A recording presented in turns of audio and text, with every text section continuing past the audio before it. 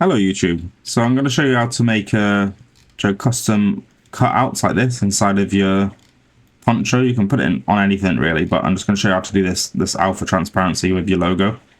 So we're going to apply the base texture to your model. I'm going to apply as I'll just apply existing. I don't want to do that. Apply as new. Okay, so we've got our base texture, and we're going to be working more in the node area. So I'll zoom out just so you can see roughly what's going on up here. We're going to start off by adding this texture here, which you can do it with just your logo, but if you're doing it with just your logo, make sure there's plenty of empty space around the edges, and try and make it black on white. It'd be much easier for you. But you can use it with just logos like this. This is a repeating texture, so that's why I'm using this one. So I'm going to add that into here by Shift A, search, and image texture. And because I've already got loaded in Blender, I can just drop it down from here and select it. But you can just drag your image from a folder into Blender and it'll work just the same. And because I've got Node Wrangler enabled, you've got to go to Edit, Preferences, and search for Node Wrangler in your add-ons and make sure that's checked, because we're going to be using a couple of shortcuts from Node Wrangler. So one of them shortcuts now will be Control, Shift, and click, and it'll go straight to the preview window. As you can see, it previews that texture straight on the model. And then also Control T, which enables this texture coordinates with a mapping node straight onto this texture. And I'm going to add one more thing on here. That's going to be a value. So Shift A, search, value. I'm going to connect that straight to the scale. So now I've got more control over the scale of the texture.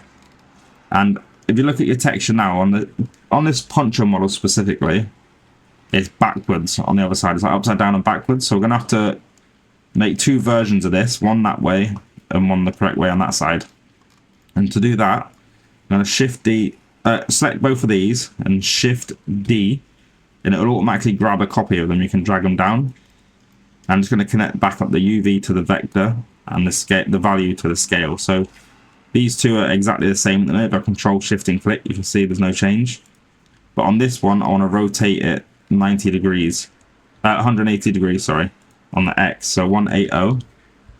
And as you can see now, it's backwards on that side, but it's also, oh, it's not on the X, sorry. But the Y one, no, it's the Z one, I believe. Yeah, Z 180. So now it's the correct side on there, but it's upside down on there. If that makes sense. So this is the back of it. This is the front of it. As you can see, they both do their own little part. But to mix them together, we're gonna have to have a gradient map now. So I'll do it up here. Shift A. Oh wait, I'll zoom in a bit. Shift A, search gradient, like this. And from this texture coordinates here, we're going to use a generated one into there. I'm going to Control Shift click to preview it. And right now, oh wait, it might be the UV. No, it's generated. So generated on there. I'm going to do Shift A, search for ramp, and connect that here. If you change this linear here to constant, you have a direct line like this. That shows you where it is, and it's kind of split the wrong way. We need to rotate the black and white, so the front's black and the back's white, or vice versa. You need the split to go down this way anyway. So we're going to get another mapping node like this. I'm going to Shift D on this one, just drag it up here, and it already connects it up for you. And you've got to rotate, mess around with the rotations of these until you get the one that's correct. So I think it's this one 90 and this one 90 as well. There you go, you can see it's split. Not exactly down the middle, but it's close. You can move this ramp one just to get it where you want it like this. And I'm going to go off the top of the head because it's probably the center of it. So about there. So now what we're going to have to do is we're going to do a mix node.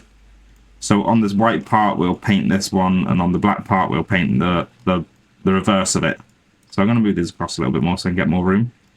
So I'm going to Shift A, search for mix color, and we're going to use this color ramp into the factor of this. So now if we Control Shift click on this, it's all white. We connect one of these colors to that one. I got the right one that time, but you might get it where you might accidentally put this one on there and it's upside down. Just make sure whichever one it is, it's the right way around. Then obviously the opposite one will go to there. So now you've got the texture the right way up on both sides. And then we're gonna, because this one isn't black on white, or like a white background with a black logo, we're going to have to use a color ramp to make this the color that we need it. So I'm going to Shift A, search for ramp, connect that in there, and I'm going to drag this across so I see that, but it's inverted colors because it should be black on white. So I'm going to drag this white one to the left side of the black. So there we have that. And now this is our alpha texture. We can just connect this straight to our alpha map on here. So it would extend the base. I'm going to connect that to the BSDF to the surface side. I'm going to extend extra on the base node, and we're going to connect it into the alpha like this. So that's how you can do it simply. But if you want to do the mesh parts, it's a little bit more complicated, but you can stop it there and do your own thing. I'm also going to add actually a texture node, because like a surface node, a normal map. So I'm going to search for an image texture, and I've already got one loaded, but I'll show you what it looks like so you can see. Like, it's just like bumps of like a fabric like this, but I'm not too keen on the size of that, so I'm going to Control T again, and you get your own mapping node for this one. I'm going to change the scale up just so it's like this, like a more closer fabric. In this here, I'm going to change this to non-color. It's already set to non-color because I've already done it previously. I'm going to extend the normal and bump and connect that to the DirectX. Now I'll preview this again. We'll see how it's got its own fabric texture to it as well. And now this is the complicated part. Well, not complicated. It's just that I made a video a moment ago and I fucked up on this part. So this is how to do the mesh on the gaps in between the gaps. So like, obviously these eyeballs wouldn't be just floating regularly. They'd need to be connected by something. So I'm going to add that to it now to make it more realism. And to do that, we're going to have a wave texture. So somewhere up here out of the way, Shift A, search for wave texture. So it's like this. And we're going to do Control T on this as well to get the mapping node. And we're also going to get a ramp. So Shift A, ramp. Like so. And connect that to there. And we're going to preview it. And this is the wave at the moment. We're going to want to scale this right down. Like so. I'll change this to UV as well. You see, it's more like